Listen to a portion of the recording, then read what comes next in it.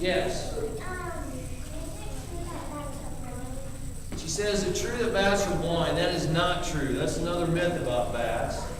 But let's put that in perspective. If you guys were in total darkness, like in a cave with no lights or anything, you would not be able to see.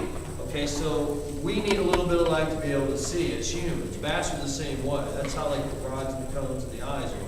So we need a little bit of light to be able to see just like they do.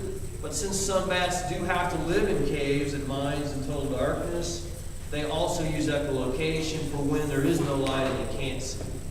But when they're outside and there's a little bit of light, usually they can see pretty well. Okay? Good question. Yes?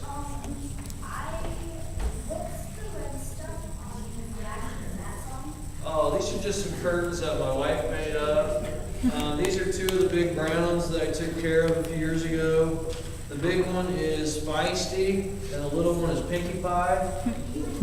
And they like to hang together like this. This is just, yeah, that's just the pattern. It's red and white. So. Another thing, one time I think I found one of those because it was in a bush.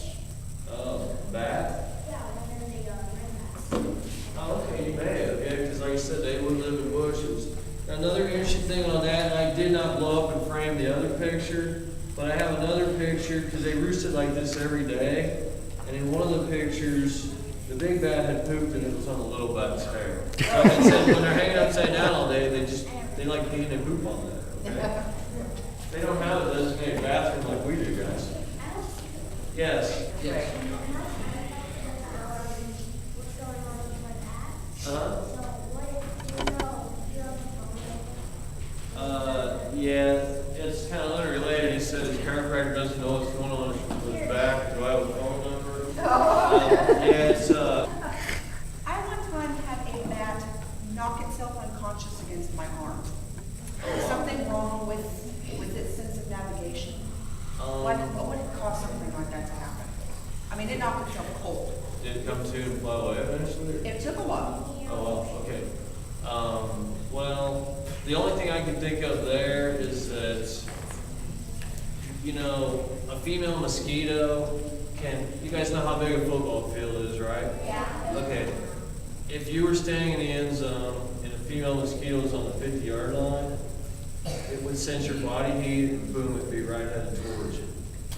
And bats are trying to find those mosquitoes. Occasionally, they will try to find a mosquito, and I've heard it. I don't know if you moved your arm or anything. A little bit, and it caught a couple of Okay. So it may have been coming in on a mosquito and you moved your arm and it kind of got you. I guess you must have got it or it must have got you pretty good if it knocked you unconscious. So. I worried about it. Yeah. Okay. Well, I'm glad it was okay and you were okay. And unfortunately, the mosquito got away. Yes. Okay, so like when you're still living in Indiana, Huh? so I live in an open house and like anyway, and so like bats like in my parents' bedroom, bats were like flying.